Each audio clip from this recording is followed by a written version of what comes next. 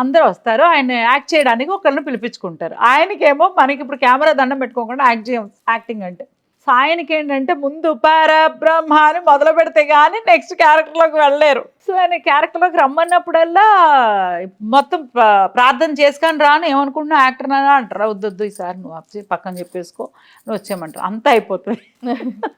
అక్కడ సీన్ చెప్పాల్సిన డైలాగ్కి అక్కడ జరిగే సీన్కి సంబంధం లేదు. వీళ్ళు ఎక్స్పెక్ట్ చేసి వెళ్ళింది ఏంటి, అక్కడ ఇలా ఉంటుంది, నువ్వు ఇలా ఉండాలి అని. ఓకే. అక్కడికి ఇలా సీన్ రివర్స్ అయింది. ఈయన వెళ్ళి same as it is perform చేస్తున్నారు. అందరు సైలెంట్గా ఇలా చూస్తే ఈయన బాగా చేశానా అని చెప్పి చూస్తారు. ఆ ఎక్స్ప్రెషన్తో లాక్ అయిపోయాను. అంటే ఎంత కడుపు నవ్వుకోవడానికి అదొక ఎక్స్ప్రెషన్.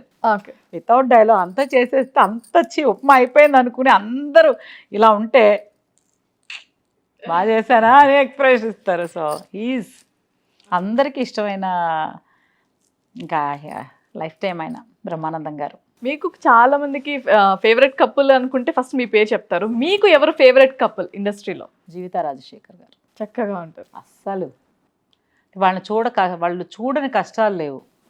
అంటే నాకు తెలిసినంత వరకు. Okay. So up and downs చాలా చూసి ఉంటారు డెఫినెట్గా. కానీ జీవిత రాజశేఖర్ అనేది ఒక బ్రాండ్. వాళ్ళు అంటే వాళ్ళిద్దరూ ప్రపంచానికి ఎలా కనిపిస్తున్నారు అనేది అసలు అవసరం లేని విషయం. భార్యాభర్తలకి మేమిద్దరం అందరికి ఎలా కనిపిస్తున్నాం, మాకు మేము ఎలా ఉన్నాం అనేది ఇంపార్టెంట్. సో అది చాలా ఇండస్ట్రీలో అంటే ఎలాంటి టైంలో కూడా చెయ్యి వదలకూడదు, ఒకరినొకరు గట్టిగా సపోర్ట్ చేసుకోవాలి అనే సిస్టమ్. తర్వాత నాకు పర్సనల్గా చాలా చాలా దైవ సమానులు పరుచూరి గోపాలకృష్ణ గారు, బుజ్జమ్మ ఆంటీ. నేను చిన్నప్పటి నుంచి వాళ్ళిద్దరిని చూస్తూ పెరిగాను. అంటే భర్తని ఎంత గౌరవించాలి అనేది బుజ్జమ్మ ఆంటీ దగ్గర చూసి నేర్చుకోవాలి. అంటే గౌరవం ఏమండి అని పిలవడం కాదు అది.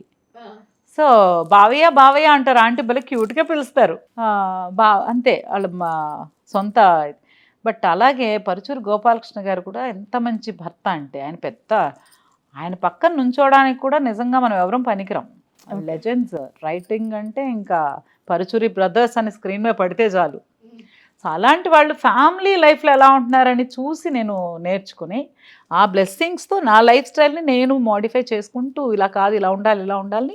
సో అది నాకు లైఫ్లో ఇన్స్పిరేషన్ పరుచూరి గోపాలకృష్ణ గారు, Bujjamma aunty. Thank you so much అమ్మా. ఎంతో చాలా చక్కగా చెప్పారు. మరి మీరు మీ శ్రీవారిని ఏమని పిలుస్తారు? మాము. మీరేమని పిలుస్తారు? ఇందులో కూడా డిఫరెన్సెస్ లేవు. సేమ్. అది ఎలా వచ్చిందో కూడా తెలియదు. నాకు ఎప్పుడైనా సడన్ గా హరిత ఎవరితోనే చమ్మ హరిత అంటే కోపం వస్తుంది తెలుసు. నా పేరు పలుకుతున్నావు ఏంటంటే అలవాట్లేదు, విన్నాను కదా. అదే. సో మాము ఎలా స్టార్ట్ అయిందో తెలీదు, అలా స్టార్ట్ అయిపోయింది. అమ్ము మాము అలా అయిపోయింది. థ్యాంక్ యూ సో మచ్ అమ్మా. చాలా చాలా విషయాలు మాతో షేర్ చేసుకున్నారు. చాలా టైం మాకు కేటాయించినందుకు. మనం చాలా మెమరీస్ ని మళ్ళీ అన్ని రీకలెక్ట్ చేసుకున్నాం. Thank you so much for your valuable time and మంచి మెమరీస్ మాకు ఇచ్చారు. అండ్ మీలాగే ఇన్ ఫ్యూచర్లో మ్యారేజ్ లైఫ్లోకి రావాలి అని అనుకునే దంపతులకు కానీ ఎవరికైనా ఒక్క మాటలో ఏం చెప్పాలనుకుంటున్నారు? కాంప్రమైజ్. ఆ వర్డ్ చాలా మందికి తప్పు అనిపించవచ్చు, కాదు. Perfect word, perfect medicine for married life కదా. పెళ్లి చేసుకున్న వాళ్ళకి పర్ఫెక్ట్ వర్డ్ కాంప్రమైజ్. తప్పుగా అనిపించినా కూడా practice, you will be happy for life time. అంటే ప్రతి విషయంలో కాంప్రమైజ్ అని కాదు. కాంప్రమైజ్ అనేది ఆ సిచ్యువేషన్. కాంప్రమైజ్ అంటే మనల్ని అణగదొక్కేసుకొని అబ్బా అన్నిటికీ అలా కాదు. ఇప్పుడు మా ఆయన కోపంగా ఏదైనా అన్నారనుకోండి, నాన్న ఆ టైంలో నేను రియాక్ట్ అవ్వను, అసలు చూస్తా, తర్వాత చెప్తాం. అక్కడ ఒకవేళ ఆ బాధ అనిపించినా కూడా కాంప్రమైజ్. మన ఆయనే కదా అన్నారు, కాంప్రమైజ్. ఇప్పుడు నేను ఏమైనా అన్నా కూడా మా ఆయన కాంప్రమైజ్ అనేది బాండింగ్ పెరగడానికి కాంప్రమైజ్. కానీ మనల్ని చితకబాదేస్తూ ఉంటే, కొట్టేస్తుంటే, తిట్టేస్తుంటే మనం కాంప్రమైజ్ అయిపోయి కాపురాలు చేయమని ఒకరికొకరు అర్థం చేసుకొని ఆ సిచ్యుయేషన్ లో కోపాలు రావడం అనేది మామూలు విషయం. అంటే చెప్పే ఎంతమంది చెప్పినట్టే అందరూ ఒక తల్లి బిడ్డలైనా వాళ్ళకు కూడా డిఫరెన్సెస్ ఉంటాయి. ఒకే చోట పెరిగిన అన్న చెల్లెళ్ళకి అక్క చెల్లెళ్ళకే చాలా ప్రాబ్లం. మైండ్ డిఫరెంట్ క్యారెక్టర్స్ ఉంటాము. మనకు సంబంధం లేని ఒక మనిషి, మనకు అసలు ఎటుగాను తెలియని ఒక క్యారెక్టర్, రెండు క్యారెక్టర్స్ ఒక చోట ఉండాలంటే కాంప్రమైజ్ అనేది చాలా అవసరం. సో డిఫరెంట్ క్యారెక్టర్స్ ఒక్క తాటిపైన నడవాలి. సో అది అందుకోసం. అంతే తప్పితే పెద్ద మన అలా ఉండాలి ఇలా ఉండాలి ఏం పెద్ద చెప్పేంత వాళ్ళకి కాదు. కానీ మేము ఫాలో అయ్యేది కాంప్రమైజ్. గొడవ పడి ఏ రోజు అంటే కొన్ని సిచ్యుయేషన్స్ అర్థమైంది. అలా కాదు. జస్ట్ మనకి ఇగో నువ్వు నన్ను ఆపడానికి ఎవరు, నేనేంటి, నేను సంపాదించట్లేదా, నువ్వు సంపాదిస్తే ఎంత. సో అది కాదు, ఇద్దరం ఒకటే.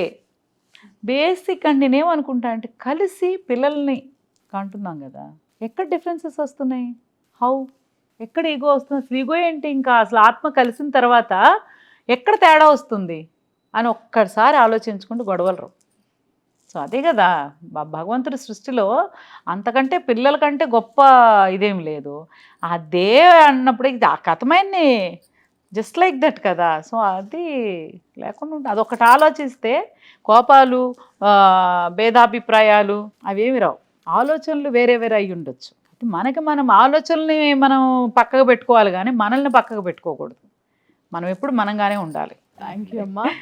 సో వీళ్ళిద్దరు పెళ్ళి 5 రోజులు జరిగిందండి. వాటికి సంబంధించిన మెమరీస్ మీకోసం. సో చూసారు కదా, ఎన్నో మంచి మంచి మెమరీస్ మనతో షేర్ చేసుకున్నారు. ఫస్ట్ ప్రోగ్రామ్ మీరు వచ్చినందుకు కూడా చాలా చాలా సంతోషంగా ఉంది. Thank you so much for your time. Thank you. మేమే థ్యాంక్స్ చెప్పాలి. The beautiful time. మళ్ళీ మేమంతా ఒకసారి సిగ్గుపడి మనసులో ఉన్న మాటలు ఎన్ని చెప్పినా కొత్తగా ఏం అనిపించలేదు. కాకపోతే తెలిసిన విషయమే కదా, మాకు కొత్త విషయాలే. కొత్త విషయాలు. సో చూసారు కదండి, ఇది వాటి శ్రీవారికి ప్రేమలేఖ. మరొక ఎపిసోడ్తో మరొక మంచి పేరుతో మళ్ళీ మేము ముందు కలుస్తాను. సో ఇది వాటి episode. Keep watching signature studios. నమస్తే. Thank you.